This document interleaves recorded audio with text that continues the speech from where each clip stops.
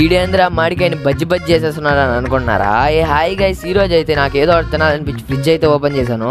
ఫ్రిడ్జ్లో ఓపెన్ చేసి ఒక మాడికాయ అయితే ఉండిందనమాట. దాంట్లో ఆ మాడికాయ తెచ్చి అయితే ఒక ఐడియా వచ్చిందనమాట. ఐడియా ఏంటంటే ఒక గుడ్డలో మాడికాయ పెట్టి బాగా చుట్టేసి అయితే కింద వేసి కొట్టడం అనమాట.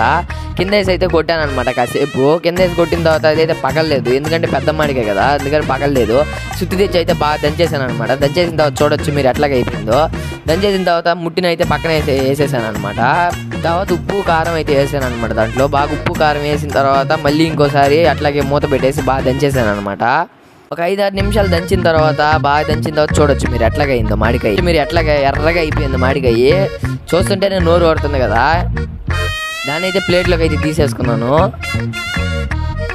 ప్లేట్లోకి తీసుకొని అయితే కొద్దిగా తిన్నాను అనమాట. కొద్దిగా తినిన తర్వాత అయితే టేస్ట్ భలే ఉండింది. ఈ ప్లేట్లో అయితే నేను ఎంకరేజ్ చేశాను. మీదేంటంటే మీరు నా ఛానల్ ఇంకా సబ్స్క్రైబ్ చేసుకోకపోతే ప్లీజ్ సబ్స్క్రైబ్ చేసుకొని నా వీడియోలు చూడండి. ఇన్స్టాగ్రామ్లో కూడా వ్లాగ్ ఛానల్ అయితే స్టార్ట్ చేశాను అనమాట.